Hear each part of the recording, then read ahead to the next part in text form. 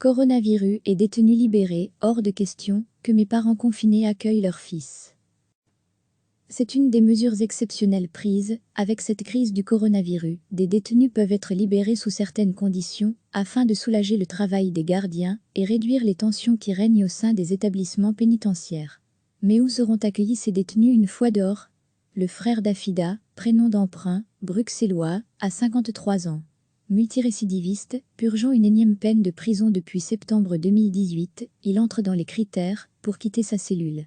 L'administration pénitentiaire a demandé à mes parents de l'accueillir. Ce qu'ils ont accepté dans un premier temps. C'est leur fils. Mais ils ont depuis fait marche arrière, témoigne Afida. Mes parents sont âgés, ils ont une santé fragile. La raison. Les parents d'Afida, 72 ans pour la maman, 77 ans pour le papa, sont confinés à leur domicile, dans un logement social. Eux aussi se protègent contre le coronavirus. Et on envoie mon frère chez eux, sans dépistage. On ne sait pas s'il est porteur du virus, il l'est peut-être, se demande Afida. Cela fait 20 ans que mon frère ne vit plus chez mes parents. Aujourd'hui, ils sont âgés, ils ont une santé fragile, ajoute Afida qui, avec les autres membres de sa famille, observe strictement les règles de distanciation sociale, même avec ses propres parents. Sortir du confinement pour lui acheter des vêtements, trouver un logement, cela, c'est pour l'aspect sanitaire. Ensuite, mes parents n'ont pas de revenus, si ce n'est une maigre pension. Si mon frère arrive, il n'aura pas de vêtements à sa taille. Il faudra donc sortir du confinement pour lui en acheter. Compliqué avec la fermeture des commerces non essentiels. Ensuite, il faudra introduire sa demande de revenu d'intégration auprès du CPAS. Lui trouver un logement, mais pour l'instant c'est impossible. Et lui acheter des meubles, n'en parlons même pas. Cela fait des semaines que nous veillons à la sécurité de nos parents en leur interdisant de sortir. Un seul membre de la famille se charge de leur déposer les courses, et nous les contactons uniquement via caméra. Et maintenant, on a vraiment l'impression que l'État se décharge de ses responsabilités sur les citoyens. Pour Afida, la problématique de la surpopulation des prisons n'est pas récente. Alors pourquoi vouloir le régler en plein confinement, si ce n'est pour affaiblir encore plus les plus faibles, et culpabiliser nos aînés, qui ne pourront pas prendre en charge leurs enfants détenus, et en les mettant en danger face à ce virus? La solution? Je ne sais pas s'il y a une solution idéale. Mais ils auraient pu, comme pour les sans-abri, réquisitionner des immeubles pour répartir les détenus sous surveillance policière. Et non pas les lâcher dans la nature comme ça.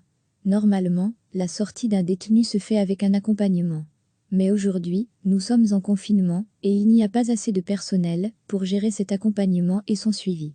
Je comprends les agents du SPF Justice et des prisons qui sont en sous-effectif depuis longtemps et qui sont face aux risques et sans réelle protection. Mais ce n'est aux citoyens à pallier cette faille du politique. La famille a toujours le droit de refuser. Kathleen Van de Vigevet, porte-parole au SPF Justice, explique « Quand un détenu entre dans les conditions de libération provisoire, le service social prend contact avec l'adresse d'accueil. La famille a alors le droit d'accepter ou a toujours le droit de refuser. Dans le cas d'un refus, la libération n'est pas possible et nous recherchons d'autres solutions, soit via le CPAS local ou une maison d'accueil.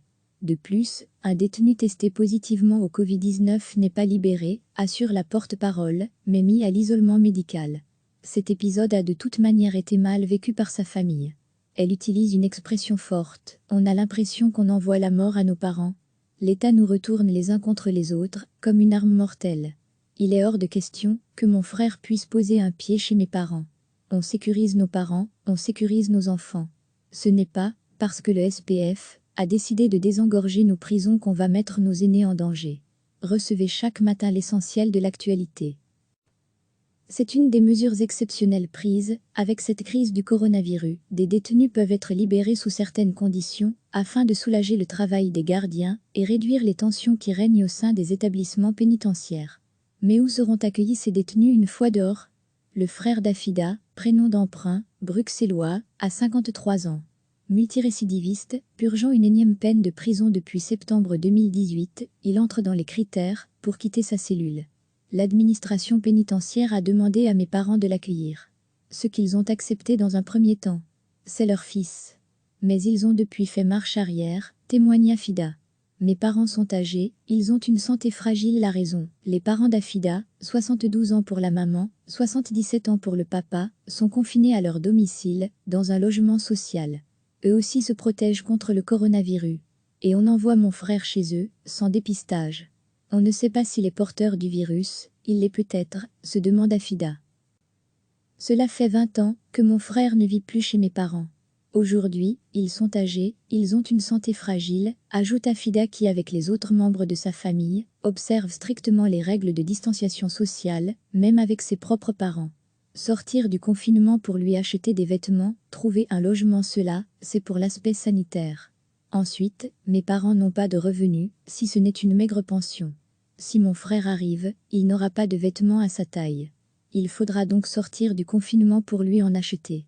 Compliqué avec la fermeture des commerces non essentiels. Ensuite, il faudra introduire sa demande de revenu d'intégration auprès du CPAS.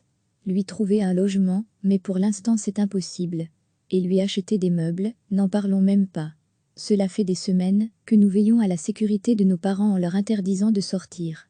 Un seul membre de la famille se charge de leur déposer les courses, et nous les contactons uniquement via caméra.